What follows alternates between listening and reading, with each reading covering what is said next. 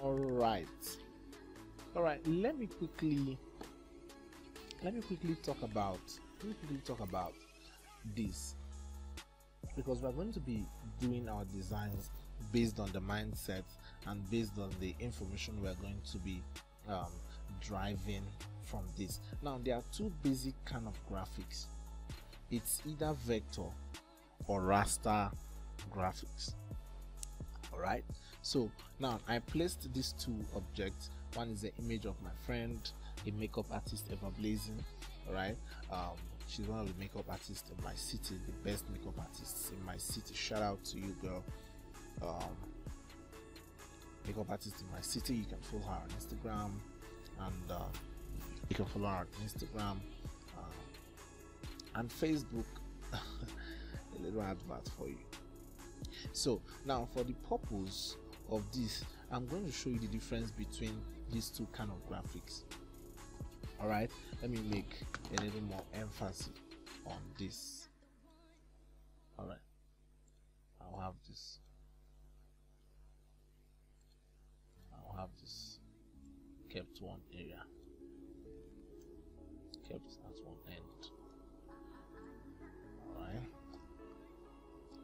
All right, so now understanding the difference between raster and vector graphics are very important, because it helps you to also know the file type or the extensions you are going to be saving your files with, and exactly the kind of design you choose to do. So raster formats of designs are always known as bitmaps. Now let me take a look. Let me zoom into evablazing's face. All right, okay, you discover that we have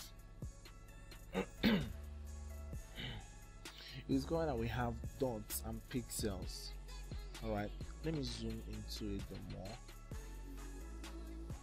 All right, you see dots and pixels, right? You see those dots and pixels, right? So now those dots and pixels, okay, are what more pixels, constitute what or constructs what we call raster graphics. All right, so raster is pixel based.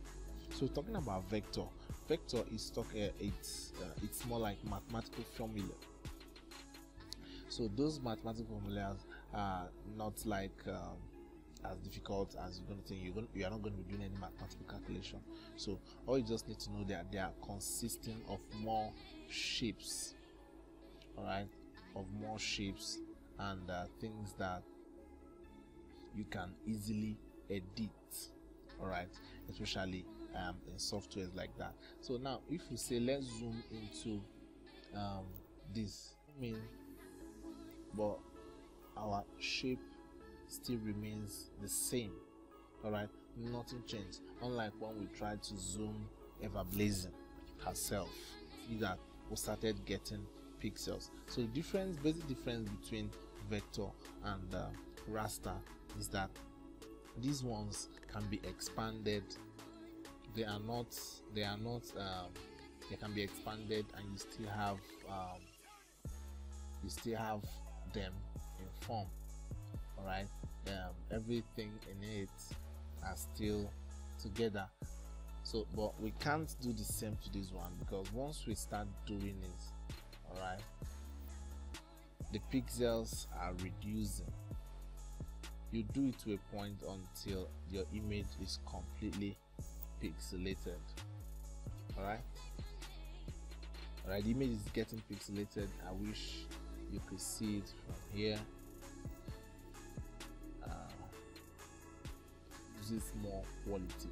So vector graphics are actually a hard end graphics that you can actually use for your logos, even for your flyers. You can make use of them. Now they are working over even for your flyers. You can make use of them for your logos, even for your flyers.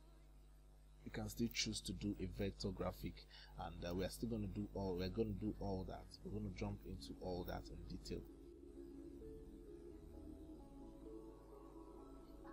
So now talking about the talking about the formats vector graphics come with. Talking about file formats, you can have a file format like this: Adobe Illustrator. Alright, Adobe Illustrator. So the Adobe Illustrator basically is just restricted to Adobe Illustrator. So you have a file format like EPS. Alright, the EPS is an abbreviation for encapsulated postscript. Okay, they are actually used in saving vector and raster files. It depends, but basically whenever you use it to save a vector file, it means you can actually edit it across softwares. That's, you can use it in Illustrator, you can use it as a Corel Draw file, you can also use it as edit it in Illustrator. So it's used to transfer files between editors. So if I do a design and I want to send it to somebody else, a friend of mine, maybe in UK, to work on it, so I'll probably have to save it in EPS so that he can make changes however he wants it. So we're going to be looking at examples of this EPS, or showing you how it looks by the time we get into maybe logo making and all that, or saving your files. So you must have seen this as well. Must have seen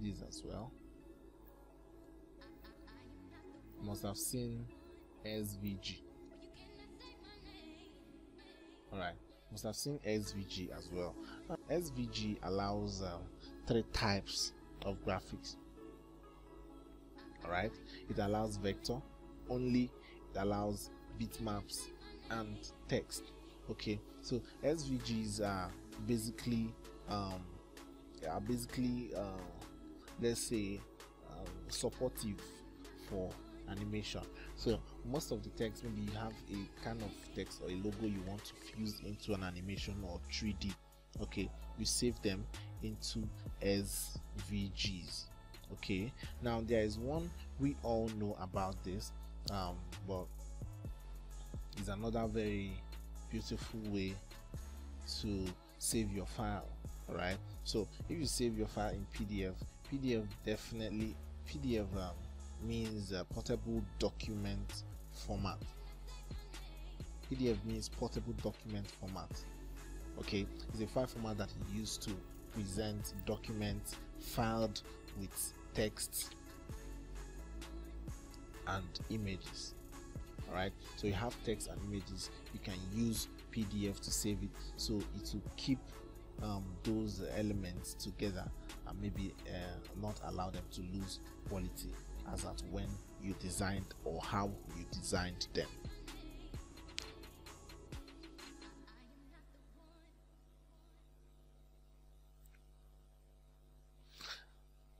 All right, I think I'm forgetting one that we normally use to save our logos and all that. We all know when you hear of or two, I think 2 of them. So I think you've seen this before. All right, so look at PNG. All right, this is a format that you normally save files that you don't want it to come out with a background. Basically, this is the basic knowledge you need to have about PNG. All right, when you save logos, when you want to reuse them in some other place, or maybe in the internet or your video animation, so you save it in PNG so that it doesn't come out with background. I think it's portable network graphics, so it's used is best appreciated when it comes out without background. All right, web developers prefer to use PNGs to arrange logos and all that. So there is one that is JPEG. Right, let me use this. You can use this, or you can use this, or you can use that. Some people call it JPEG, whatever you call it. Just know that this is the format that is used in saving bitmaps only. Okay, so images saved in JPEG or JPEG cannot be if you have shapes inside, all right, once you pick out those shapes, they are rasters. All right, those shapes are rasters in as much as they were created with vector. But when you save those images together, everything comes together as one image that cannot be separated. So you can only edit them as raster, all right, which we are going to still see in details. All right, so thank you very much for joining this class. See you in the next class.